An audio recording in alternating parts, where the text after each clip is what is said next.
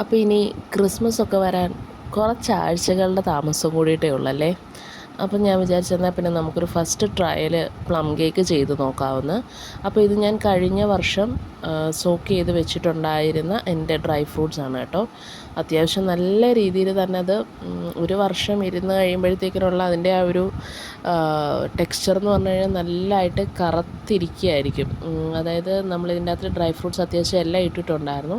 അപ്പോൾ അതിൽ നിന്ന് ഞാനൊരു ചെറിയൊരു ക്വാണ്ടിറ്റി, ഏകദേശം എനിക്ക് തോന്നുന്നൊരു 700 ഗ്രാംസോളം ഒരു ക്വാണ്ടിറ്റി വരുന്ന രീതിയിലാണ് ഞാൻ ഈ പ്ലം കേക്ക് ചെയ്തിരിക്കുന്നത്. ഇത് വന്നിട്ട് റിച്ചായിട്ടുള്ള രീതിയിലാണ് കേട്ടോ നമ്മൾ ചെയ്തിരിക്കുന്നത്. അതായത് ബട്ടറാണ് യൂസ് ചെയ്യുന്നത്.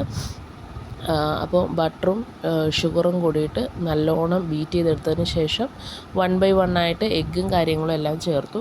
അതിൻ്റെ ഇടയ്ക്ക് ഞാൻ കാരാമൽ സോസ് ആഡ് ചെയ്തിട്ടുണ്ടായിരുന്നു. അത് ഷൂട്ട് ചെയ്യാനായിട്ട് വിട്ടുപോയതായിരുന്നു.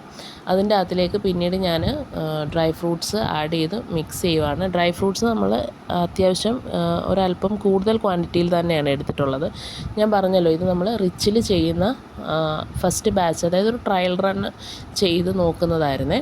അപ്പം അതിലേക്ക് വേണ്ടുന്ന മസാല പൗഡർ നമ്മൾ ആഡ് ചെയ്തതിന് ശേഷം ഈ വട്ടം ഞാൻ പ്ലം കേക്ക് ഉണ്ടാക്കാനായിട്ട് എടുത്തിട്ടുണ്ടായിരുന്നത് നമ്മുടെ ഇതിലെ തോന്നൽ കേക്ക് വരുന്ന ഒരു മോൾഡുണ്ടല്ലോ, അപ്പോൾ അത്തരം മോൾഡിലാണ് ഞാൻ കേക്ക് ബേക്ക് ചെയ്തിരുന്നത്. അപ്പോൾ ഫസ്റ്റ് ആയിട്ടാണ് അതിൻ്റെ അകത്തിൽ ബേക്ക് ചെയ്യുന്നത്. അപ്പോൾ അതിൻ്റെ അകത്തിൽ ഈ പ്ലം കേക്ക് ഇരിക്കുന്നത് കാണാനൊരു രസമായതുകൊണ്ടാണ് ഞാൻ അങ്ങനെ എടുത്തത്. അപ്പോൾ അതിൻ്റെ അതിൽ ഫസ്റ്റ് ടൈമിൽ ചെയ്യുവാണ്. അപ്പോൾ അത്യാവശ്യം നല്ല രീതിയിലൊന്ന് മൈദയൊക്കെ ഒന്ന് ടെസ്റ്റ് ചെയ്തതിന് ശേഷമാണ് ഞാൻ അതിലേക്ക് നമ്മുടെ ബാറ്റർ ഇട്ട് കൊടുത്ത്, അത്യാവശ്യം നല്ല തിക്ക്, പ്ലം കേക്കിൻ്റെ ബാറ്ററിൻ്റെ കൺസിസ്റ്റൻസി അറിയാമല്ലോ, അപ്പോൾ ആ ഒരു ഇതിൽ തന്നെയാണ് ഇട്ടിട്ട് അത്യാവശ്യം നല്ല രീതിയിലൊന്ന് ടാപ്പ് ചെയ്തിട്ടാണ് ബേക്ക് ചെയ്യാൻ വെച്ചത്. ബേക്കിംഗ് ടൈം ഏകദേശം എനിക്ക് തോന്നുന്നൊരു 45 to 50 മിനിറ്റ്സ് നിയർ ബൈ എടുത്തു കഴിഞ്ഞപ്പോഴത്തേക്കിനും കേക്ക് ആറാനും മാത്രം ഒന്നും ഇവിടെ ആരും കാത്തു നിന്നില്ല. അപ്പോഴത്തേക്കിനും മക്കൾ രണ്ടുപേരും ഓടി ഇങ്ങ് വന്നു. പക്ഷേ ഇതിൻ്റെ ആ ഒരു ലുക്ക് കണ്ടപ്പോൾ എനിക്ക് ഒത്തിരി ഇഷ്ടപ്പെട്ടു കേട്ടോ. ഇതായിരുന്നു ഫൈനൽ ലുക്ക് വന്നിട്ട്. പിന്നെ അത്യാവശ്യം നല്ല ടേസ്റ്റ് ഉണ്ടായിരുന്നു. കാരണം 1 ഇയർ ഇരുന്ന ആ ഒരു ഫ്രൂട്ട്സിൽ നമ്മൾ കേക്ക് ഉണ്ടാക്കുമ്പം വരുന്ന ടേസ്റ്റ് എന്ന് പറഞ്ഞു കഴിഞ്ഞാൽ അപാരമായിരിക്കും കേട്ടോ.